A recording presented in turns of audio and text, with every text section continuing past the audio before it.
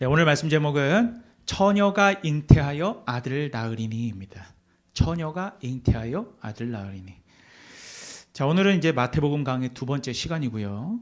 우리는 지난 시간에 마태복음이 시작하자마자 예수님의 족보를 가지고 예수 그리스도께서 유다 지파의 혈통을 가지신 분으로서 이스라엘의 왕 되심에 대해서 강조하는 책이 바로 마태복음이다라고 우리가 함께 살펴보았죠. 그리고 그 무엇보다 마태복음은 구약의 예언 성취에 굉장히 관심이 있습니다. 그렇죠?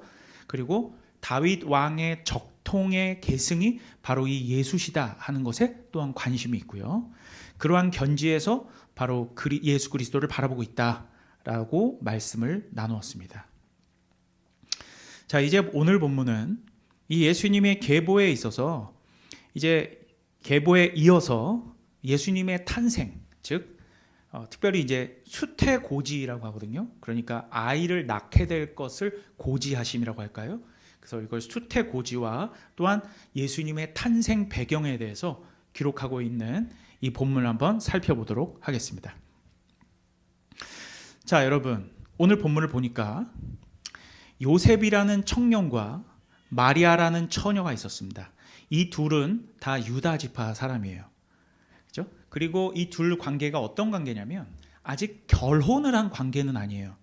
이건 정혼의 관계인데, 정혼이라는 것은 우리의 약혼과는 좀 다릅니다.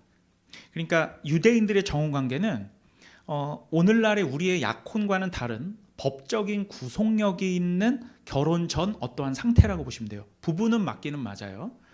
그러니까 오늘날은 약혼을 했다가도 파혼을 한다는 것이 어떤 이혼 어떤 법적 절차를 거치는 것은 아니지 않습니까? 그냥 서로 결정만 하면 돼요, 파혼은. 그런데 이 유대 풍습의 정혼은 아직 부부는 아니지만 1년 동안 남녀 서로 간에 결혼을 기다리는 그러한 기간이 따로 있었습니다. 그래서 아직 완전한 부부가 아니기는 하지만 법적으로는 부부이고 곧 부부가 될 사이로서 부부 관계를 맺을 일은 없어요. 그래서는 안 돼요. 부부 관계는 맺을 일이 없고, 더욱이 이렇게 결혼이 약속된 상황에서 다른 이성을 만난다는 것은 이건 정말 더더욱 있을 수가 없는 일이죠. 천인공노할 일인 거예요. 그렇죠? 그런데 여러분, 오늘 본문을 보니까 이 마리아라는 처녀가, 여러분 이때 당시에 요셉과 마리아는 대략 10대의 나이로 보고 있습니다. 요새 흔히 우리 그 TV 프로그램에 고딩 엄빠 나오죠? 그 나이대로 보시면 돼요. 진짜 그 나이예요. 10대란 말입니다. 어린 나이예요. 그런데 마리아는 당연히 처녀였죠. 그런데 처녀였음에도 불구하고 임신이 되었다라고 얘기하고 있어요. 그러니까 우리는 너무 어렸을 때부터 예수님의 동정녀 탄생, 마리아로부터 나심, 이걸 들었으니까 이 사태의 심각성을 잘 모르고 있어요. 여러분, 그런데 성령으로 잉태된 거죠, 물론. 그죠? 그러니까 요셉과 정혼한 상태인데 요셉까지 동침하지 않았어요. 그런데 여자가 배가 불러온단 말입니다. 이건 엄청나게 심각한 거예요. 그죠? 성령으로 잉태되시면 나중에 살펴보기로 하고, 아직 결혼하지 않은 여자가 임신을 한다는 것은 오늘날도 깜짝 놀랄 일이지만 당시에는 정말 충격적이고 엄청난 사건이었습니다. 그리고 이 사실은요, 한번 생각해 보세요. 우리 부부관계 가운데 남편이 될 요셉의 입장에서 그걸 처음 이제 알게 된 거죠. 그죠? 그러니까 다른 주변 사람들은 모르고 요셉이 가장 먼저 안 것 같아요. 그런데 그럴 수밖에 없었습니다. 왜냐하면 그 당시에 정황이 있어요. 그러니까 그게 다행이죠. 남편이 먼저 알아야지 다른 누군가가 알려지면 안 되는 거잖아요. 이때 왜 이렇게 요셉이 먼저 알 수밖에 없었냐면, 마태복음은 지금 상황을 자세히 묘사하고 있지 않거든요. 그런데 누가복음을 보면 이 부분을 자세히 설명하고 있어요. 당시에 그 로마의 황제 가이사는, 그죠? 카이사르라고 하죠. 카이사르는 모든 로마 통치 관할 지역에 호적을 정리하라라고 하는 명을 내렸습니다. 한마디로 너희의 주소, 본적이 어딘지 다 등록해라 가서, 그걸 명을 한 거죠. 그리고 요셉과 마리아는 부부잖아요. 정혼관계의 부부이기 때문에, 게다가 또 둘 다 유다 지파거든요. 그러니까 고향이 같은 거죠. 그러니까 유다 지파이기 때문에 그들이 살던 갈릴리 나사렛을 떠나서, 그러니까 갈릴리 나사렛은 굉장히 북쪽 지방입니다. 유대 가나안 지역을 보면 갈릴리 호수 옆에 있잖아요. 그래서 갈릴리 나사렛에서 살고 있었는데 거기를 떠나 유대 베들레헴으로 내려갔어요. 베들레헴은 그러니까 예루살렘 근처예요. 사해바다 거기서 요단강을 쭉 위로 올라가서 갈릴리 호수가 이렇게 있거든요. 그런데 갈릴리 나사렛은 위쪽에 있고 베들레헴은 이 아래쪽에 있단 말이에요. 그러니까 걸어서 도보로 이동하기에는 굉장히 먼 거리입니다. 나사렛을 떠나 예루살렘 근처에 있는 베들레헴으로 가서 이제 호적을 등록해야 합니다. 자, 여러분, 이들은 이제 먼 거리를 떠나 이 부부는 베들레헴에 당도하였고, 그런데 거기에서 마리아의 임신 친구가 나타나게 된 거예요. 아마도 요셉은 엄청난 충격을 받았을 것입니다. 그죠? 점점 이제 나사렛에서 여행을 며칠 동안 했을 거 아닙니까? 그러면서 이제 오는 길에 베들레헴에 딱 와서 보니까 이거 배가 조금씩 불러오는 것 같은 거예요. 여러분, 요셉은 엄청난 충격을 받았을 것입니다. 그러니까 제가 입장을 바꿔놓은 생각해도 엄청난 배신감과 충격에 휩싸였겠죠. 그죠? 사랑하는 여자친구 혹은 정혼 관계에 있는 사랑하는 내 아내가 나와 관계를 한 적이 없는데 임신을 했다는 것은 오늘날도 큰일이지만 당시의 사회에서는 엄청난 이슈였기 때문이에요. 여러분, 요셉의 결정에 따라서는요, 마리아는 큰 처벌을 받을 수도 있었습니다. 큰 처벌이라는 것은 사실은 돌 맞아 죽는 거예요. 법적으로 돌 맞아 죽어요. 그렇죠? 하지만 요셉은 그렇게 하지 않았습니다. 오늘 본문을 보면 요셉은 의로운 사람이라 이렇게만 나와 있잖아요. 하지만 NIV 성경을 보면 어떻게 되어 있냐면 요셉은 하나님의 법에 신실한 사람이었다 이렇게 되어 있어요. 그러니까 하나님의 말씀에 신실한 사람이었기 때문에 마리아의 이러한 불명예를 드러내고자 하지 않았고 이걸 가만히 끊고자 하였다. 이 얘기가 뭐냐면 조용히 이혼 절차를 밟아야 되겠다라고 스스로 생각했다 이 뜻입니다. 이걸 드러내지 않고 조용히 그냥 이혼 절차를 밟아서 내가 물론 사랑했던 아내니까 죽이면 안 되잖아요. 사실은 배신감에 죽일 수도 있었죠, 법적으로. 근데 그렇게 하지 않고 조용히 이혼해야 되겠다라고 생각을 했던 그런 상황이었던 거예요. 요셉은 얼마나 마음이 괴로웠을 거예요. 배신감이 들었을 것이고 자괴감이 들었을 것입니다. 어쩌면 본인 스스로가 죽고 싶었을지도 모릅니다. 원래 사랑의 배신이라는 게 그런 거잖아요. 그렇죠? 그런데 오늘 본문 20절을 보면 이제 반전이 일어납니다.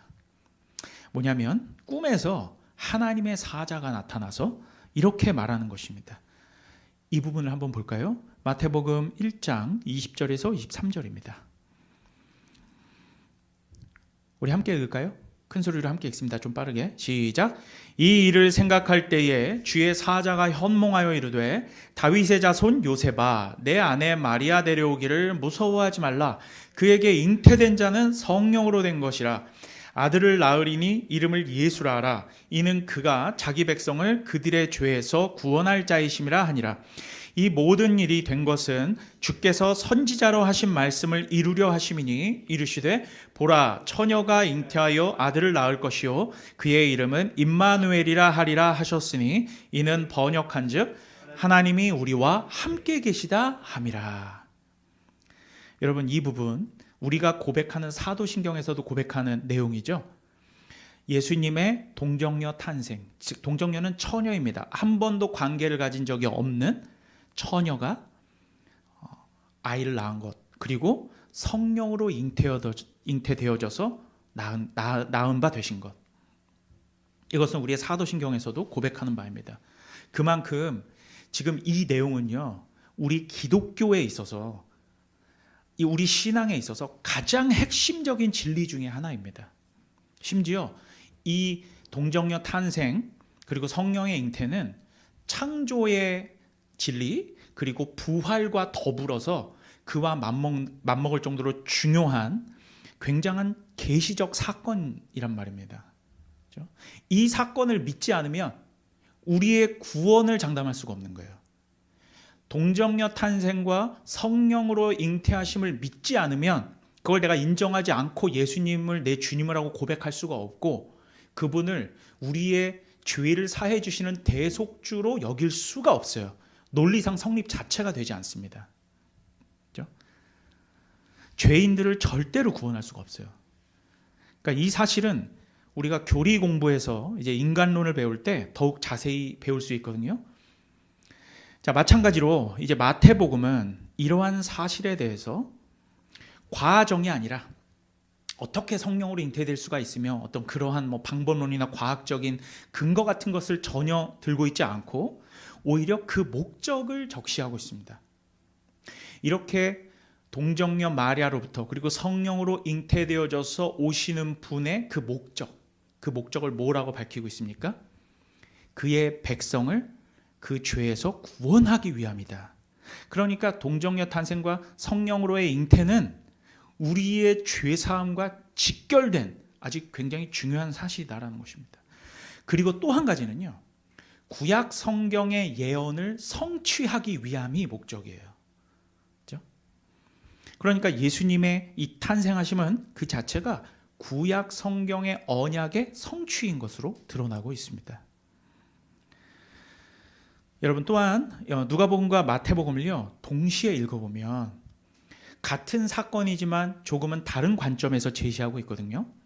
그러니까 예수님의 탄생을 다룸에 있어서 누가복음이 마리아를 중심으로 이 예수님의 수태고지와 탄생을 기록하고 있다면, 마태복음은 요셉, 즉 아버지, 그러니까 예수님의 육체적 아버지를 중심으로 이제 그려내고 있는 것이죠. 그렇게 함으로써 예수님께서는 다윗의 자손 요셉의 아들이 확실하다라는 것을 강조하고 있는 것입니다. 왜냐하면 그렇게 해야 구약의 예언이 성취되는 거거든요. 자, 여러분, 우리가 이 당시에 한번 요셉이라고 한번 생각해 보십시다. 이게 얼마나 충격스러운 일이겠습니까? 그죠? 하지만 이제 꿈에서 주의 사자가 이제 이 말을 하는 거죠. 이 계시적 사건을 얘기했을 때 요셉은 그 말씀을 그대로 받았고 그 말씀을 믿었습니다. 그 마음 가운데 가지고 있었던 배신감과, 그렇지 않습니까? 충격은 이제 온데간데 없이 사라지고 하나님의 계시가 임한 거 아닙니까? 그 이유에 대해서, 왜 이렇게 너의 아내가 임신하게 되었는지에 대해서 설명을 들은 것이죠. 그리고 요셉은 왜 그렇게 그 말씀을 믿게 되었습니까? 요셉은 구약 성경의 약속을 매우 잘 알고 있던 사람이었습니다. 그렇죠? 아까 제가 말씀드렸죠? 그는 의로운 사람이라, 이 말은 그냥 착한 사람이다 그게 아니라 주의 법에 대해서, 그러니까 하나님의 말씀에 신실한 사람이었다라고 그렇게 기록하고 있는 것이에요. 그렇죠? 그 또한 약속된 메시아를, 구약 성경에 계시되었던 약속되었던 메시아를 기다렸던 이스라엘 백성이었기 때문입니다. 그런데 자신의 아내에게서 메시아가 탄생할 뿐만 아니라 다른 남자의 씨가 아니라 성령으로 잉태되었다는 사실은, 그 사실을 알았을 때에는 오히려 하나님의 계획과 섭리를 찬양할 일이었죠. 그렇죠? 절망과 좌절에서 기쁨과 환희로 바뀐 것입니다. 그리고 그 이름까지 주셨죠. 예수, 여호수아, 그죠? 예수아.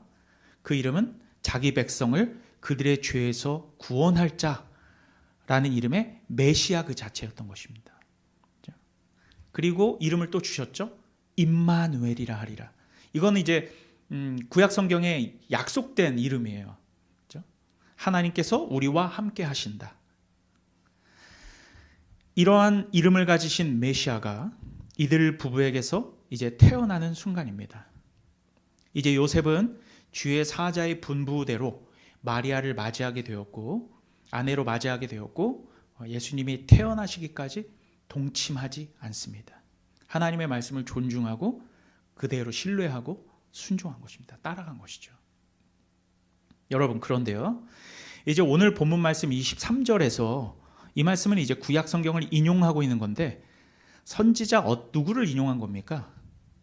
그 성경의 난회주를 보면 그런 게 다 나와요. 꼭 그런 거 찾아 읽으세요. 이사야 선지자의 말을 인용하고 있는 건데 이사야 7장 14절 말씀이거든요. 근데 이 말씀을 그대로 인용한 건데 이 말씀이 어떠한 상황 가운데서 쓰여진 말씀이었냐면 이것은 주님께서 오시기 전인 735년 전에 당시 유다의 왕이었던 아하스라는 왕이 굉장히 어려움을 겪고 있었어요. 그러니까 북이스라엘과 갈라진 오늘날의 우리 남북 관계처럼 그렇게 남유다와 북이스라엘로 갈라져 있는 가운데에서 북이스라엘이 아람이라는 나라와 함께 연합해가지고 남유다를 쳐들어올 때였어요. 그래서 이 연합군에게 공격을 당하고 있어서 전세가 매우 어려웠던 당시에 그 당시에 선지자 이사야가 아하스에게 주었던 말씀인 거예요. 그러니까 이 징조를 주었는데 이 징조가 뭐냐면 한 젊은 여자가 아이를 낳을 것인데 이 아이가 다 크기도 전에 남유다를 괴롭혔던 이 두 나라 아람과 북이스라엘이 패망하게 될 것이다 라는 그러한 예언이었어요. 그러니까 궁극적으로는 이 예언이 물론 예수 그리스도를 예표했던 예언이었지만 그 당시에 맞는 그 예언, 성취되어질 그 예언의 말씀이었단 말이에요. 그리고 실제로 그것이 이루어졌습니다. 여러분 알겠지만 BC, 그러니까 주님 오시기 전인 722년에 북이스라엘이 실제로 아수르에게 패망하게 되죠. 몇 년 있지 않아서. 한 아이가 크기 전이잖아요. 이때가 주전 735년 그리고 북이스라엘이 망할 때가 722년이니까 대략 그때 아이를 낳았다면 한 12살 정도의 나이의 아이 딱 그때에 이제 북이스라엘이 망하게 된 것이죠. 어떻게 보면 그 당시에는 이 예언은 예수님의 동정녀 탄생과는 일견 무관한 것처럼 여겨져요. 그죠? 그렇잖아요. 실제로 그 사건은 일어났고 실제로 유다는 살아남았지 않습니까? 물론 나중에는 바벨론에게 패망하게 되지만 하지만 임마누엘이라는 이름을 주셨잖아요. 이 임마누엘이라는 이름은 이제 7장 14절뿐만 아니라 이사야 9장과 11장에 계속 등장하게 되거든요. 따라서 이 젊은 여자로부터 나온 아이는 단지 이 주전 8세기에 아람과 북이스라엘로부터 위협받고 있던 어떤 그런 하나의 전세를 역전시킬 이 사건을 해결한 유다 왕국의 구원만을 말한 것이 아니라 그걸 넘어서서 온 인류에 퍼져 있는 유다로 예표되는 유다 백성들로 예표되는 온 하나님의 백성들을 구원할 메시아로서의 구속사적 임무를 띠고 있는 인물로 나타나게 된다는 것입니다. 그리고 오늘 본문에서 다윗의 혈통 요셉은 이 예언의 성취가 이들 부부 사이에 일어나게 되었다는 것을 이제 알게 된 거예요. 그러니까 꿈 가운데에서 요셉에게 나타나서 주의 사자가 나타나서 이사야서 7장 14절에 있는 말씀을 그대로 이 예언이 이제 너의 씨를 통해서 이루어지는 것이다.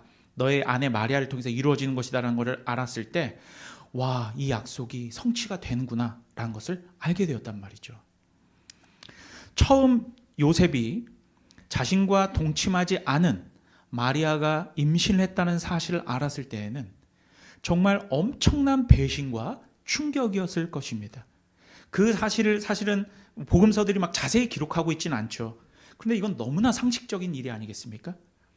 조용히 끊으려고 했잖아요. 조용히 이혼하려고까지 생각했잖아요. 엄청나게 충격적인 일이죠. 하지만 하나님의 작정과 섭리의 계시가 드러났고 그것을 깨닫게 되었을 때에는 처음에는 충격과 배신과 절망과 좌절 가운데 사로잡혀 있다가 이것은 이사야 선지자를 통해서 말씀하신 바 그 구약의 성취가 이루어지는 하나님의 계시적 사건이구나 라는 것을 알았을 때에는 자기의 그 충격스러운 일이 사실은 하나님의 일이다 라는 것을 알았을 때에는 어떻게 됩니까? 기쁨과 환희와 찬양이 넘쳐나게 되는 것이죠. 여러분, 이와 같습니다. 오늘 살아가는 우리도요, 저와 여러분 가운데에 요셉과 같은 절망과 좌절 가운데 얼마든지 처할 수 있습니다. 그렇죠? 오늘 설교 제목처럼요, 처녀가 잉태하여 아들을 낳는다라는 것은, 여러분 이거는 그냥 우리가 그냥 아무 생각 없이 처녀가 잉태하여 아들을 낳으리니 이름을 예수라 하라, 아무것도 아닌 일 같죠? 이건 우리의 인생 가운데선 굉장히 절망적이고 정말 충격스러운 사건입니다. 천인공노할 일이고, 그리고 비과학적인 일이죠. 어떻게 처녀가 임신을 합니까? 그렇지 않습니까? 과학적으로는 일어날 수 없는 일이죠. 그리고 기이한 일입니다. 너무 기이한 일이죠. 그리고 그러한 일은 하나님의 백성들인 우리에게도 닥치게 될 수 있습니다. 우리에게 때로는 이렇게 정말 이해되지 않고 기이한 일들이 우리의 인생 가운데 닥치게 되죠. 왜 나에게 이러한 일이 일어나지? 왜 나에게 이런 충격스러운 일이 일어날까? 왜 아직 돌아가시지 않아도 될 우리 부모님이 돌아가시지? 왜 아직 나에게 오지도 않아야 될 이러한 불행이 닥치지? 너무 좌절되고 하는 일마다 실패하고 잘 안 되고, 내 옆에 있는 친구들은 이렇게 잘 되어 나가는데 왜 나에겐 이런 절망스러운 일들이 닥치지?